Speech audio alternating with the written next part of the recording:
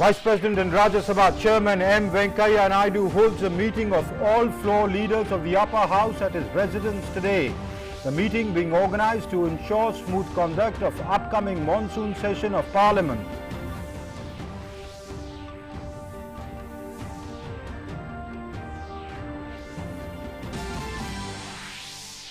Union Home Minister Amit Shah felicitates BSF personnel at their 18th investiture ceremony in New Delhi, delivers the Rustomji Memorial Lecture on the occasion, says India is strengthening its place on the world map thanks to the contribution of the BSF Jawans.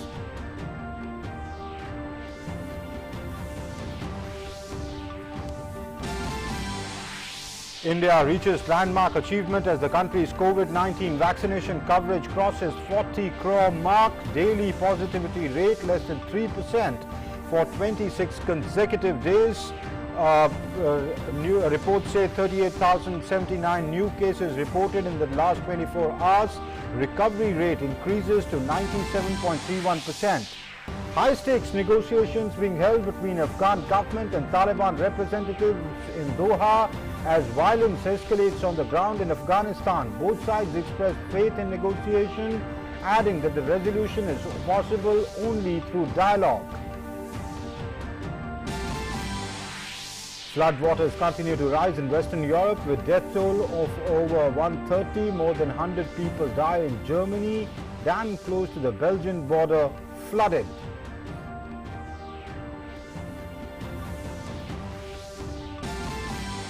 Union Sports Minister Anurag Thakur and the Minister of State for Sports Nisit Pramanik to send off first batch of Indian athletes for Tokyo Olympics. Contingent of 88 includes 54 athletes, support staff and Indian Olympic Association representatives. Welcome to News Connect. I'm Amritpal Singh. Our top story: Vice President and Rajya Sabha Chairman M. Venkaiah Naidu is currently holding a meeting of all floor leaders of the upper house at his residence. The meeting, organized ahead of the monsoon session of Parliament, is being attended by leader of the House in the upper house, Piyush Goyal, Ministers Rajnath Singh, Dharmendra Pradhan, Jyotiraditya Scindia, Anand Sharma, Ram Gopal Yadav, Sharad Pawar, Sanjay Raut, besides other leaders, are attending the meeting. The monsoon session of Parliament is starting from Monday.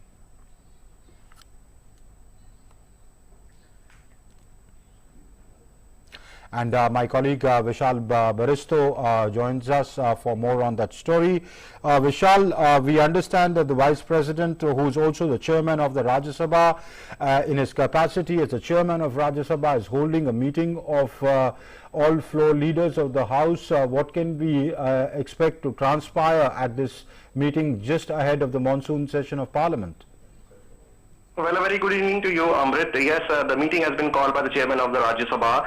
It's a routine exercise, and on part of the Treasury benches, the government wants that all goes well in this upcoming session of the Parliament. And we know that a very important monsoon session is coming up from Monday, and it would continue till 13th of August.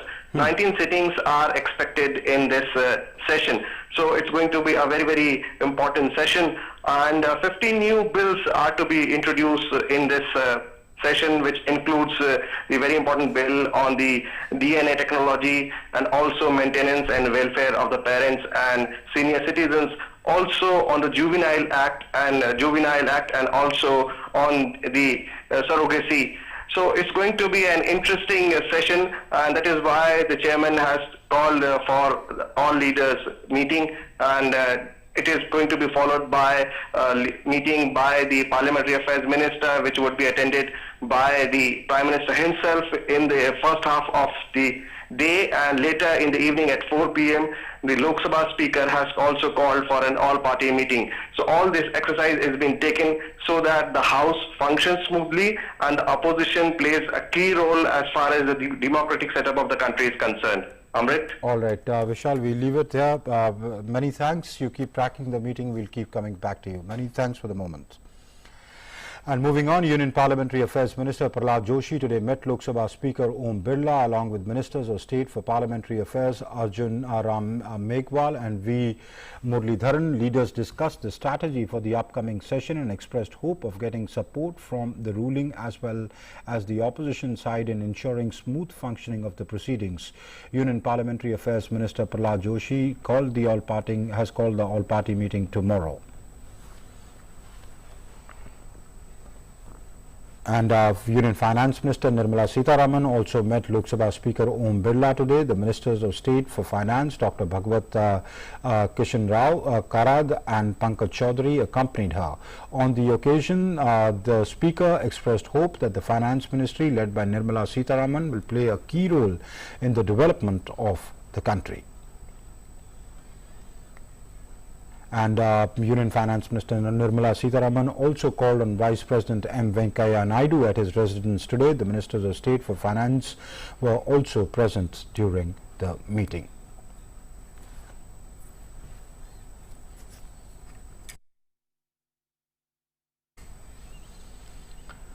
Union Home Minister Amit Shah participated in the Border Security Forces 18th investiture ceremony, delivering the Rustomjee Memorial Lecture. On the occasion, Amit Shah said that India's security forces will very soon be able to use the indigenously made anti-drone technology. He also highlighted the efforts being made by Modi government to fill in the gaps in the border fencings. More in this report.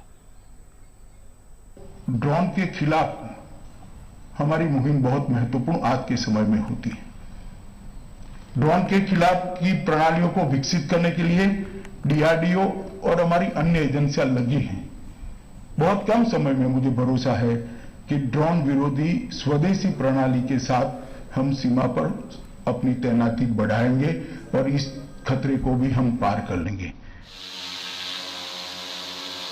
Make in India technology will now counter drone attack threats in the country, said Union Home Minister Amit Shah at the 18th investiture ceremony of the Border Security Force. This comes soon after a series of attempts by Pak-based terror organizations to use drones to carry out terror activities along the border and LOC. Amit Shah urged security forces to prepare for challenges posed by other emerging technologies. हम सब ने इस challenge को भी स्वीकार करना पड़ेगा कि सरहद की उस पार से अब भविष्य में आर्टिफिशियल इंटेलिजेंस और रोबोटिक टेक्निक का भी उपयोग होने की संभावना हो सकती है। ड्रोन के खिलाफ तो हम सारे आर&डी के प्रोजेक्ट को बहुत बल देकर आगे बढ़ा रहे हैं, परंतु इसके लिए भी एक दीर्घकालिक योजना बनानी पड़ेगी। Last month, in a first of its kind attack, low-flying drones were used from across the border to airdrop improvised explosive devices inside a defense establishment in India. On the directions of the Home Minister, Union Home Secretary Ajay Bhalla recently chaired a meeting with DRDO and other agencies with the aim of swiftly equipping security forces with anti-drone technology, alongside strengthening the security system against the use of drones by terrorists. The central government has also issued a draft of new rules regarding the operation of drones in the country. Addressing the investiture ceremony, Home Minister also said that the central government has made efforts to plug vulnerable gaps along borders, which will help border guarding forces in maintaining peace in forward areas. हर एक जगह पे gaps को ढूंढकर जहां बात करनी थी, जहां संवाद करना था, कुछ अड़चनें थी, सारी अड़चनों को दूर कर मैं आपको भरोसा दिला सकता हूं कि 2022 के पहले हमारी फेंसिंग में कोई भी गैप नहीं रह जाएगा। Amit Shah also felicitated brave BSF personnel for their extraordinary display of bravery while serving the nation. He also awarded posthumous medals to deceased BSF personnel. In total, 27 BSF personnel were awarded, including 14 police medals for gallantry and 13 police medals for meritorious services. With Neeraj Singh and Sudhakar Das, Bureau Report, DD India. And let's talk about Tokyo Olympics now. The Indian athletes are all set for Tokyo 2020. India is sending its largest ever contingent of 127 members to the Olympics. Let's all cheer for India. मेरे साथ तिरंगा है, ये विजय का होश है, तू ठान ले, अब जीत को अंजाम दे।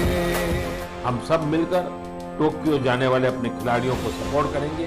Cheer for India, cheer for India, cheer for India. वहां एथलीट्स दम लगाएंगे, आप यहां से हौसला बढ़ाओ। Cheer for India. With the Tokyo Olympics set to commence in a week's time, a formal send-off ceremony will take place this evening at New Delhi's Indira Gandhi International Airport as the first contingent of the athletes, support staff and Indian Olympic Association representatives depart from India to Tokyo.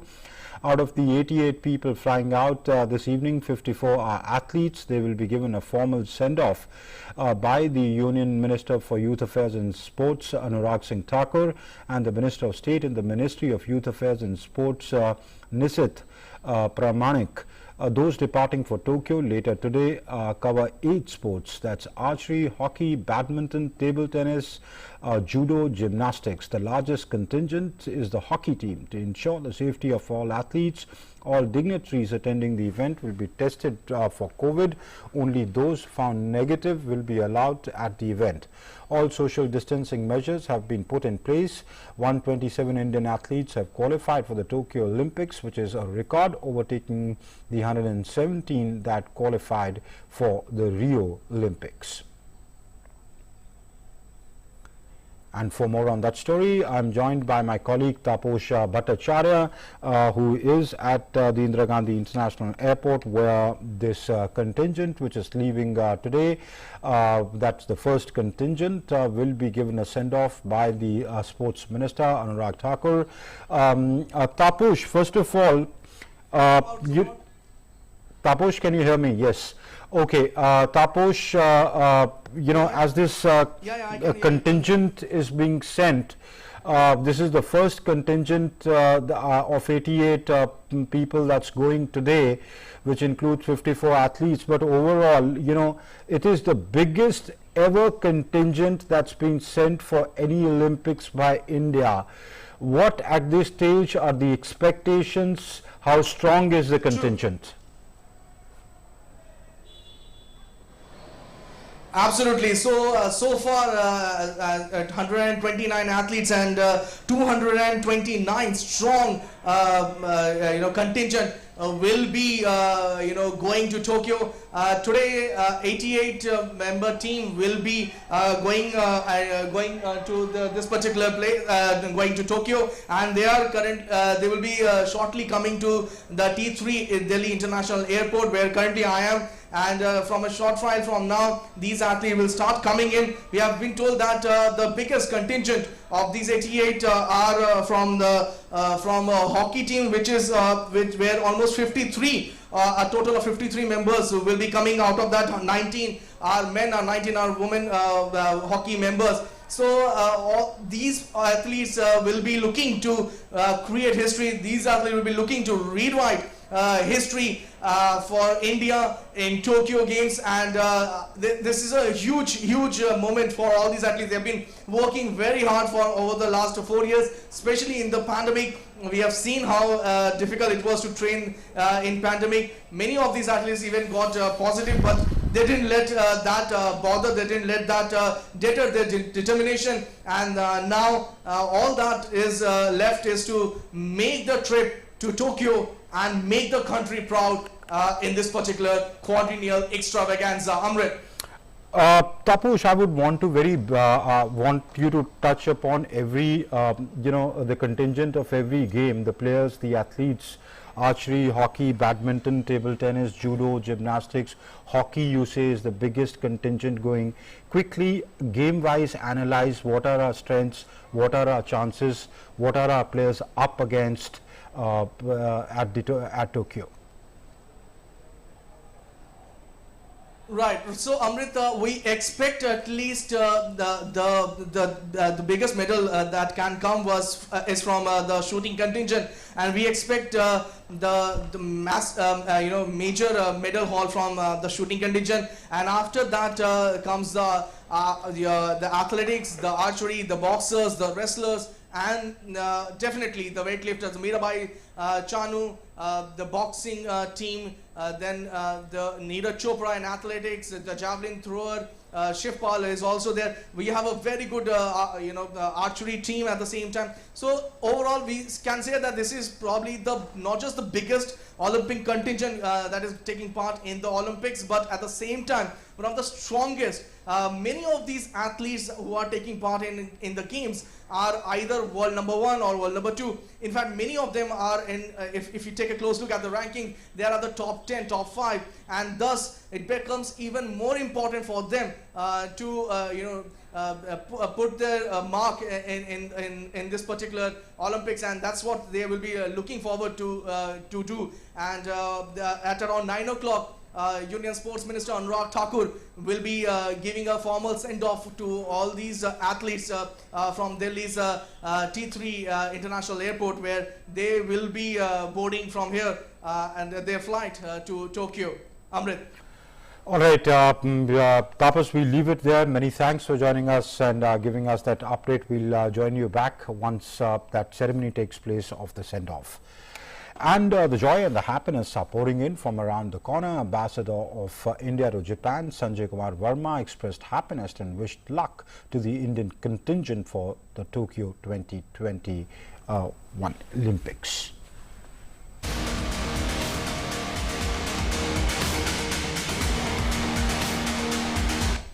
On behalf of the Embassy of India and the Indian community in Japan, I welcome Indian contingent participating in Tokyo 2020. I wish them all the luck and all the success. Chak de India!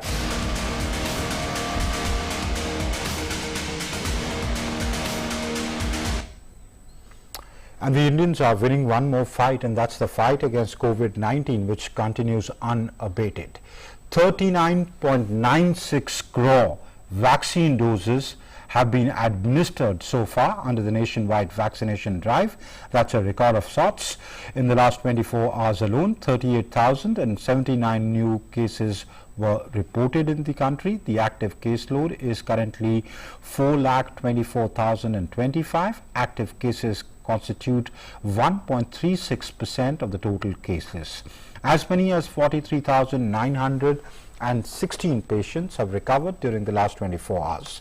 So far, a total of 3,227,792 patients have recovered across the country. The recovery rate has now increased to 97.31%.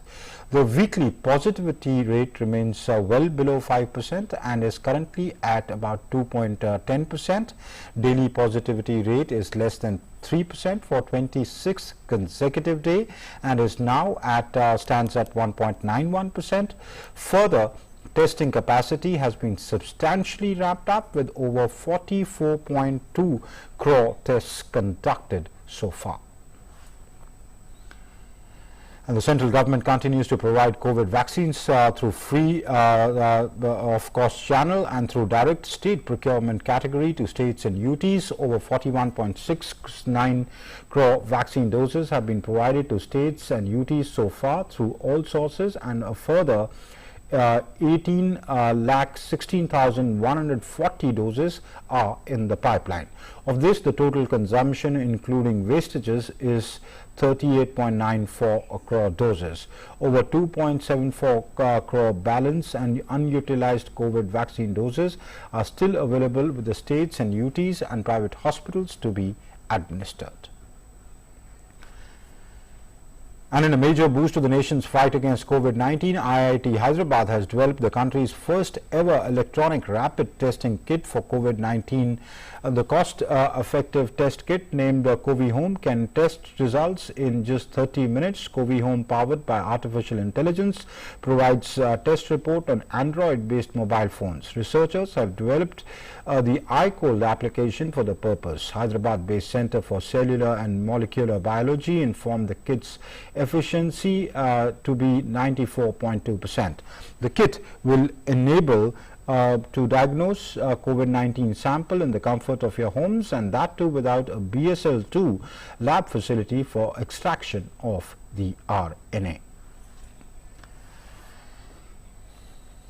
Himachal Pradesh Chief Minister Jairam Thakur today reiterated that tourists must visit the hill state but appealed to them to follow all COVID protocols, including wearing face masks and maintaining social distance.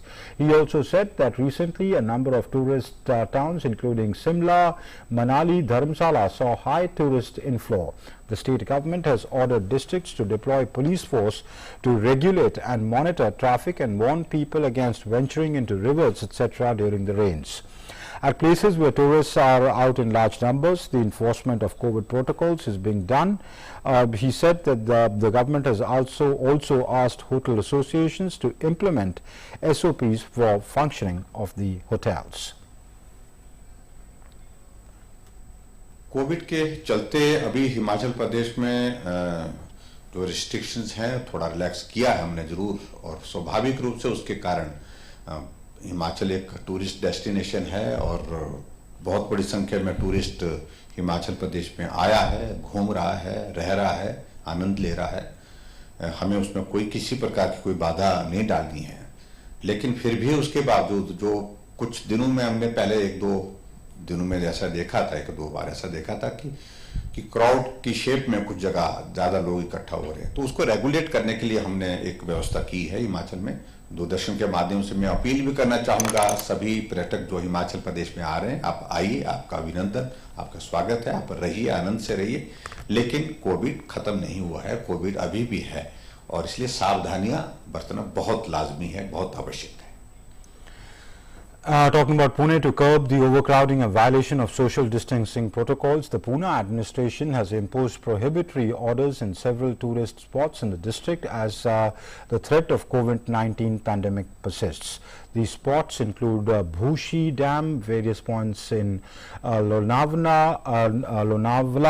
and Khandala, the Singar Fort, Panshet, Varasgaon Dam, among others. The order said that the assembly of more than 5 persons will be restricted and people will not be allowed to venture into the water bodies and go under the waterfalls. Meanwhile, the Maharashtra government yesterday said that the lockdown restrictions in Pune and other districts will continue for now. Maharashtra Deputy Chief Minister Ajit Pawar said that Pune and other districts such as Kolhapur, Satara, Sangli, Solapur, Pune, Raigad and Ahmednagar will not witness immediate relaxation of the coronavirus restrictions as the positivity rate in these areas is still high and has not shown much decline. And for more on that story, I am joined by my colleague Shama Mishra, who joins me live. Shama, give us a sense of, we understand that the prohibitory restrictions in Pune will continue. What is the reason for that? Well, talking about Maharashtra, we have seen that the numbers we were successful in bringing down the numbers from 68,000 which were being reported daily to 10,000, and the numbers have also come down below 10,000. But the concern over here is that the numbers are hovering around the 9,000, 10,000 mark, and which is why the state government is treading everything very cautiously. They don't want to open everything at once. That is why they are going phase-wise. And in phase-wise manner, we are seeing that some restrictions are eased somewhere, some places the restrictions are made more stringent, and that is why we are seeing. So every week, Maharashtra district administration, they hold a weekly review meeting on Thursday or Friday, seeing the entire positivity rate, oxygen bed occupancy, and apart from that, we are also seeing the vaccination rate that is happening in Maharashtra. After the point that Delta Plus variants were found in Ratnagiri, Jalgaon, these places, Maharashtra government was more cautious about the fact that whether the district administrations should open up or not, and this is why the reason the entire Maharashtra state would be falling under the level 3, and Pune is also falling under the level 3 restriction or criteria which you are talking about over here. So what happens in level 3, that essential, non-essential shops will remain open till 4 p.m. They will not remain open on weekends. Apart from that, the emergency which exists, which includes the chemists and other life essential related shops, they can continue to work beyond 4 p.m. and also on weekends. Apart from that, we also heard from the Deputy Chief Minister Ajit Pawar that when the restrictions are eased, the tourist spots are opened, huge crowd, a huge gathering of crowds are witnessed there, and that is where when the numbers rise. So that is why they don't want to open tourist spots. Apart from that, we are also seeing that similar restrictions would be maintained in Mumbai MMR also, and the Mumbai MMR also will continue to see the shops and other the institutions would continue to remain open till 4 p.m. only. Maharashtra has burnt its fingers, so it wants to be cautious lest it comes back again. But Shyama, the Chief Minister met with the filmmakers guilds. They've asked for restrictions to be lifted or given more permissions to shoot, etc. Give us a sense of what transpired there. So the Film Producers Guild, they met the Chief Minister today virtually, and the main demand of the guild was that the shooting time should be increased beyond 4 p.m. which over here Maharashtra government really wants to be totally sure, because we have seen, even when working in the bio bubble in the sports area, we have seen that the cases of positive COVID-19 have come to the fore. So filmmakers or cinema sector won't be any different. So here the Chief Minister has urged the Filmmakers Guild that they should be contacting, wherever the shooting is happening, they should be contacting the regional police station and informing about the space, the spots, the timing, and how many people are involved. The whole information should be given to the local police station. Apart from that, he has also urged the filmmakers that as soon as possible they should get their workers, artists, everyone vaccinated, so that the chances of contracting COVID-19 should be at minimal. Apart from that, follow COVID protocol was one point over here that the Chief Minister has raised, and which to the response, the Filmmakers Guild has assured the Chief Minister that they would be following all protocols which has been laid down by the state government or the ICMR. All right, Shaba, we leave it there. Many thanks for joining us and giving us that update. Thank you. And Kerala will witness relaxed lockdown restrictions on the 18th, 19th and 20th of this month on the occasion of Eid al-Azha or Bakrid, which falls on the 21st of July. As per the order, apart from shops selling essential items, permission has been given to open textile shops, footwear shops, electronic shops, fancy shops and jewelry shops till 8 p.m. Complete weekend lockdown is being observed across the state in view of the prevailing COVID-19 situation in the state. And for more on that, my colleague Ajay Joy joins us for more.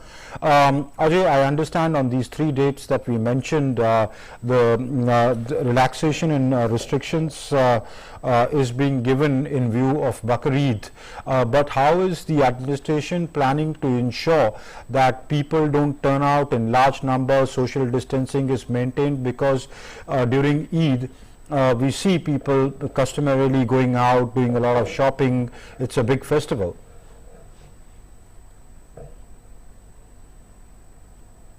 Yes, Amripal, and before going to that, let me put the latest update. Okay, please. Let's put the latest update of the COVID cases as it is announced just now. Today, more than 16,000 confirmed cases, 16,148 confirmed cases have been reported in Kerala, and the test positivity rate is still hovering in the range of 10 to 11, and today it is 10.76. And Amitpalji, the point to be noted is that for the last 1 month, the TPR has been plateaued at 10 to 11 and hasn't gone down so far. So this is a worrying sign for the administration how to tackle the future wave as well. Regarding the relaxations given for the next 3 days, it was after the meeting of administration with the merchant bodies here, which happened yesterday, that the relaxations were announced yesterday, and that was a temporary measure for only 3 days. Primarily, the merchant bodies had gone almost on an agitation mode. They had declared to openly defy the lockdown norms, and after that meeting, they have toned down and have suggested that they will comply with the government orders.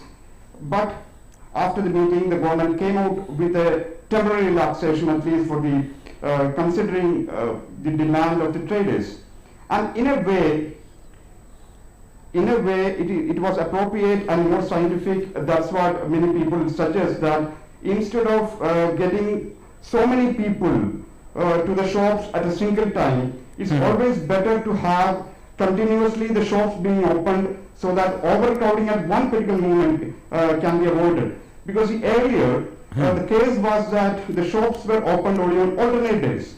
So the chances were that the whole crowd getting the shopping on a one particular day and causing more congestion and the spread of infection. Okay. And that's how the government is viewing, at least for this temporary measure. All right, Ajay, we leave it that there. They can avoid the overcrowding on a particular day. Right. Ajay, we leave it there. Many thanks for joining us and giving us that update. And in order to strengthen the public health system and ensure oxygen generation facility in all districts of the country, the PM CARES Fund has allocated enough funds for installation of additional 162 dedicated PSA medical oxygen generation plants in Manipur. 16 PSA plants, including 3 at RIMS and 2 liquid medical oxygen plants, are already functional in the state. While work is in progress for installation of the 1000 LPM PSA plants, another 6 1000 LPM PSA plants are to be operationalized in the state by the end of this month. And Delhi's Airport Terminal 2 will resume flight operations from July 22nd, that's next Thursday. The resumption of operations at T2 at Delhi Airport will be with approximately 200 air traffic movements, including 100 departures and 100 arrivals per day initially. The first flight scheduled from T2 after reopening of this terminal would be the Kolkata-bound Indigo flight, which will take off at 3 a.m. Delhi Airport's Terminal 2 for the domestic flight operations was recently shut down owing to the second wave of COVID-19. Well, let's take a move international now. In a big development, meeting between senior delegation of the Afghan government and Taliban representatives is taking place in Qatar's capital, Doha.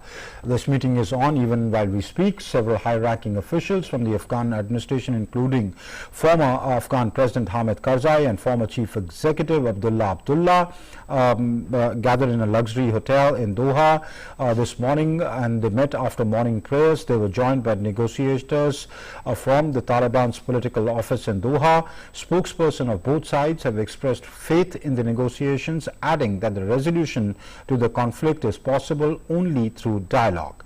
In signs of limited ceasefire between Afghan troops and Taliban fighters in western Afghanistan, provincial government officials have said that they've negotiated an indefinite ceasefire with the Taliban to prevent further attacks on the capital of Baghdad province. The move comes after Taliban fighters secured complete control over all districts of Baghdad province. A spokesperson for the Taliban denied that they had agreed to the ceasefire, but said they had left the city to avoid civilian casualties. Meanwhile, Russia's Foreign Minister Sergei Lavrov met Afghan President Ashraf Ghani on Friday on the sidelines of the Central South Asia Conference in Uzbekistan's capital, Tashkent. Russia called for the start of Afghan peace talks as soon as possible. The deteriorating security situation has raised fears of a new Afghan refugee crisis. President Ghani met other regional leaders of the region who have gathered for this connectivity conference in Uzbekistan on Thursday, and Pakistan said that it's willing to host a conference of senior Afghan leaders in an effort to find solutions. But in a worrying development, the daughter of the Afghanistan's ambassador to Pakistan, Najibullah Ali Khil, was kidnapped and tortured before she was released. She was apparently kidnapped for about 5 hours. Condemning the disgraceful act in the strongest words, the Afghan Foreign Ministry said that the Pakistani government must act to protect a diplomatic mission of Afghanistan in Pakistan and their families. Terming it as a heinous act, it asked Islamabad to identify and prosecute the perpetrators as soon as possible. Silsila Ali Khail was kidnapped for several hours and severely tortured by unknown persons while she was on her way home in Islamabad before being released. After being released from captivity, Ali Khail is under medical care at a hospital in Islamabad. And to discuss the developments in Afghanistan, I'm joined by Alok Bansal, the Director of India Foundation. Captain Bansal, many thanks for joining us on the show. Let's talk about the talks going on in Doha. What do you expect to be the outcome or the tangible outcome of these talks? See, I think these talks may win some sort of a ceasefire, temporary lull in the activities, but I am extremely skeptical of any long-term benefits accruing out of these talks. I have always believed that Taliban is a monster. It's an ideologically committed group which is not going to change its stripes just because you talk or just because they make any promises. Their conduct in recent past gives clear indications of what their line of thinking is. The areas they have captured, they have not really kept their words as far as their treatment of minorities, as far as their treatment of women, as far as their treatment of ethnic minorities is concerned. So far, so much that even in the thick of the battle, when they have asked soldiers to surrender, promising them safe conduct, they have shot them down. So to my mind, expecting any drastic changes to emanate out of these talks that are going on in Doha will be foolhardy. What is actually required is to strengthen the Afghan national government, and in case Americans are actually willing to leave them high and dry, other countries, the regional countries, the global community must come forward to bolster the Afghan government, especially the Afghan National Security Forces, so that we can stymie the challenge that is being thrown by Taliban. Because they don't believe in any democratic norms, because they want to capture power through the barrel of the gun. And that needs to be stopped by armed forces. And I think India, along with other regional countries which are like-minded, should create a collaborative venture which should arm Afghan National Security Forces so that this Taliban offensive can be stalled. You say, Captain Bansal, that India should create, sorry, what were the words you used? Please use them. We need to create an alliance of like-minded countries which can support. So what does this alliance of like-minded countries do? Does it put boots on the ground? How does it, what would be the contours of that? Yes, the foreign minister or the external affairs minister has been talking about a regional response at various conferences in Tashkent, Dushanbe, even in Tehran, or when he met Sergei Lavrov in Russia. India has been calling for that, but what would be the contours of that? See, I have never supported boots on ground, and I think that is not required. As Afghan ambassador to India, he made it very categorical that we don't expect Indian boots on ground. India is providing them support as far as training of Afghan National Security Forces are concerned. But what will be required will be maybe military hardware. As of now, NATO has been supplying them with military hardware. But under pressure from Pakistan, Afghan National Security Forces were not provided adequate air assets as well as artillery assets. So heavy equipment which is required, like the armored personnel carrier, the tanks, the artillery pieces, aircraft, they were not provided. And these are what are required, not to fight against their own citizens, but to create a psychological impact, because we need to understand that in Afghanistan, the regimes have changed, not because they were militarily defeated, but because most of the Afghans are fence-sitters who cross over to the side which they perceive to be winning. This is what happened with Najibullah when his government fell, because key generals like Dostum and Panay crossed over. And this happened the way Taliban captured power from Mujahideen, because most of the key Mujahideen commanders crossed over to Taliban. Even now, there were certain semblance where Afghan National Army troops ran away to other countries or deserted in some cases. Now this trend has to be stopped, and for stopping this trend, we need to give that indication that we are with the Afghan government, and Afghan government is not going away. The moment the Afghan troops know, the moment Afghan population knows that this government is there to stay, they will stick by it. And they have the capability to stall any offensive by Taliban that Afghan National Security Forces have shown. In recent past, there have been certain reverses. They have actually recaptured some of the towns which Taliban had captured, but it's a long fight. And for that, I think the international community must give a clear signal that they are not going to accept change of regime by force. They support the legitimate government in Kabul and they must back them up. Captain Bansal, it's all very well for India to say that some sort of a regional response should be made, but let's talk about real politics. Who would join that? Are there like-minded countries who would want to do that? The Chinese could have their own interest. The Pakistanis, we know which side they are aligned with. The Russians have their own idea. They might, converge with you on certain points, but not completely sit with you at the same position that you are in.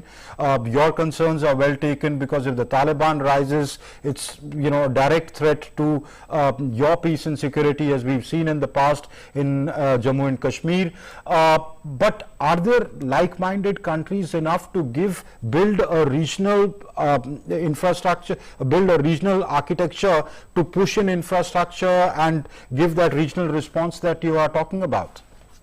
The first point which we need to understand is we need to tell the international community that if Taliban captures power in Afghanistan, their aims and objectives are not going to remain confined to Afghanistan despite their assertions to the contrary. Taliban has a very strong umbilical cord which is attached to Al-Qaeda.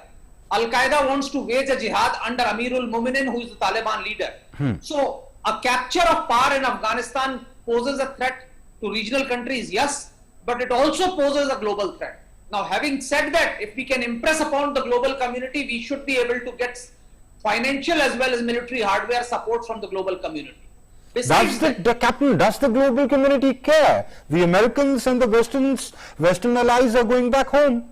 That's a sad part. Actually, what the problem which I think the European Union and the other NATO allies need to be told, that while they can pull out their troops, but they need to reinforce their commitment to the Afghan government and Afghan national security forces.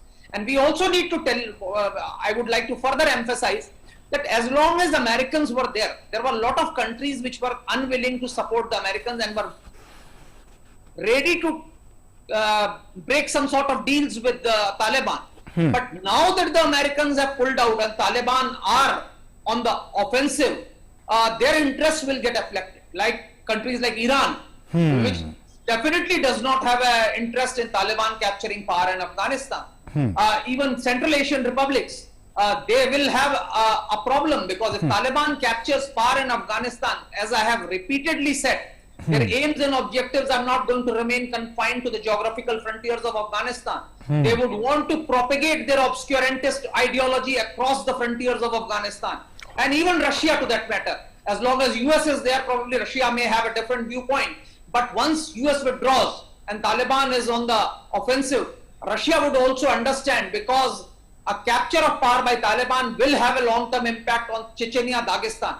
Even China should be concerned, and that China has probably seen in the way the Chinese engineers were attacked within Pakistan. So I think if we are able to sell this point across to the global community, I think there should be support. And Afghans have said that they only need material support. They are not actually looking for boots on ground. Afghan national security forces have adequate numbers and they have the will, provided we can tell them that this government is being backed by the international community. Okay, let's very quickly, I would want your comment on the Pakistani role. The Afghan vice president said that they were providing close air support. The Pakistanis denied that. They said no, we are saving our own people and we are well within our rights. We understand what the Afghans need to do on their side of the border, but the daughter of the ambassador was kidnapped for 5 hours, tortured and then let off. And now on one hand Imran Khan in Tashkent says, well, we are ready to host a conference with you and find a solution to the problem. So which way are the Pakistanis swinging? See, Pakistan has always backed the Taliban. We need to understand, where is Pakistan's Taliban leadership located? It is in Pakistan. And how is it located there? Because Pakistan provides them support. Who created Taliban? Pakistan.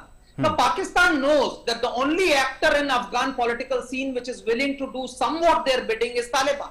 So they have always backed. Even Nawaz Sharif, the previous Prime Minister, had said once in London that peace can only return when Taliban is a component, which is actually a myth. He basically wants that Taliban should be there in power. When Spin Boldak was captured, the Afghan security agencies have said that Afghan Air Force was not permitted to provide support to Afghan National Security Forces by Pakistan Air Force. So Pakistan is providing support to Taliban. Otherwise, how does Taliban capture power so soon? And this manifestation of what they have indulged in, absolutely undiplomatic, unethical practice of torturing Afghan envoy's daughter, shows to which level they are willing to descend. And please understand, anything that happens in Islamabad is only with the connivance of ISI. There have been Pakistani journalists, Sayyid Salim Shahzad was killed when he was kidnapped from Islamabad. But anything that happens in Islamabad cannot happen without the connivance of ISI. Most Afghan diplomats are trailed by ISI continuously now, and their family members. Now, this sort of an act can only happen with the support of ISI. Now, this sort of a thing must be unequivocally condemned by the global community. This is just not acceptable. I think international community must crack down on Pakistan's support. If Pakistan's support with Taliban could have been avoided, Americans would not have needed to stay in Afghanistan for so long. Unfortunately, the American foreign ministry has not been able to snap this Pakistani support to Taliban despite their repeated attempts. And that has been, I think, a failure of the American policy in Afghanistan. Absolutely. The GHQ Rawalpindi continues to see Afghanistan as its strategic backyard. The Quetta Shura continues to operate unabated, and that is why the accusations against Pakistan, but its double game is for the world to see. Alok Bansal, many thanks for joining us and lending us your insights on the developments. Thank you. And moving on, Europe countries continue to bear the flash floods. In Germany, rescue workers searched flood-ravaged parts of western areas of the country for survivors as water levels remained high in many towns and houses continue to collapse in the country's worst natural disaster in half a century. At least 133 people have died in the flooding, while hundreds of people are still missing. Over the past several days, the floods, which have mostly hit the states of Rhineland, Palatinate and North Rhine-Westphalia, have cut off entire communities from power and communications. The flooding also hit parts of Belgium and the Netherlands. At least 20 people died in Belgium. While in Netherlands, Prime Minister Mark Rutte has declared a national disaster in the southern province of Limburg that's locked between Germany and Belgium. Thousands of people fled their homes as cities in the southern part of the country have inundated in floodwaters in Valkenburg, close to the Belgian and German border. Floods engulfed the town centre, damaging many houses and other properties and destroying at least one bridge. However, the country has not reported any casualty yet. In the United States, in Oregon, a sprawling wildfire raging mostly unchecked over a week in southern Oregon forced firefighters into retreat for a fourth state day as it expanded to become the state's fifth largest blaze in more than a century. The bootleg was ranked as the largest by far of the 70 major active wildfires, as having burnt more than 1 million acres in 12 states. The fire till now has scorched approximately 241,000 acres and has destroyed at least 21 homes and 50 other structures. On Friday, the Oregon Department of Forestry listed 5,000 plus homes as threatened and about 3,000 more than a day earlier. Meanwhile, experts say hot, dry, windy conditions were expected to worsen over the weekend, while meteorologists forecast the arrival of yet another major western heat wave, the fourth since early June. Scientists have said that growing frequency and intensity of wildfires are largely attributable to prolonged drought and increasing bouts of excessive heat that are symptomatic of climate change. Greece has been witnessing severe heatwave 2 to battle the hot and humid weather. Athenians are heading to nearby beaches. A hot breeze wafted through the capital as thermometers showed 41 degrees Celsius. The high temperatures are forecast to linger for another day, with some areas in Greece expected to reach even higher temperatures, according to Greece's National Weather Service. For some tourists, the heat came as a shock. The heat caused the Acropolis to close for 4 hours. South African President Cyril Ramaphosa has said that the unrest that has ripped through the country in the past week was stabilizing and calm has been restored to most affected areas. He, however, added that the destruction will cost the country billions. He also highlighted that there was no shortage of food and supplies and urged people not to resort to panic buying. Ramaphosa was addressing the nation over the rioting that broke out in several parts of the country last week after his predecessor, Jacob Zuma, was jailed for failing to appear at a corruption inquiry. The police has so far arrested over 2,500 people suspected to be involved in inciting violence, and that these cases are being prioritized. Since the height of the unrest on Monday and Tuesday, there's been a sharp decline in the number of incidents, and calm has returned and is returning to most of these areas. Over 2,550 people have been arrested in connection with the unrest, and special arrangements are being put in place to ensure that these cases are prioritized.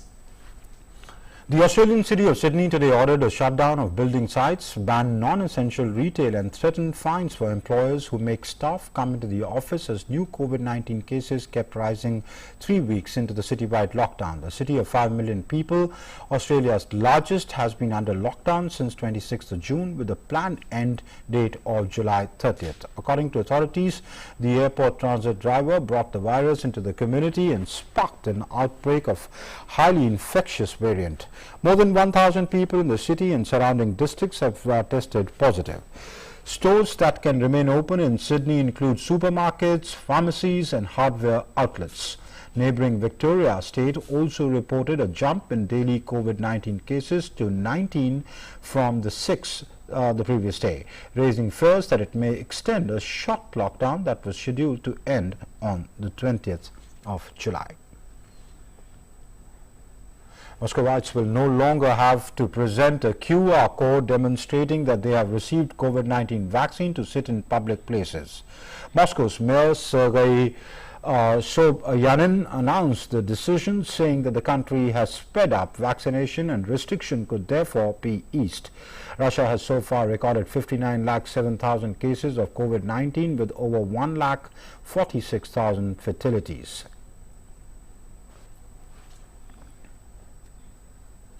And before we wind up our special show News Connect, let's take a look at the update on the COVID-19 figures from across the world. More than 19 crore 4 lakh people worldwide have so far tested positive for COVID-19, while the number of recoveries stand above 17 crore 36 lakh. The deadly virus has claimed lives of over 40,94,000 lives. The US continues to remain the worst hit affected with the disease. As many as 3 crore 49 lakh people in the country so far have been infected by COVID-19. The virus has claimed lives of more than 6,24,000 people. And that's it in News Connect. Thanks for watching. Namaskar.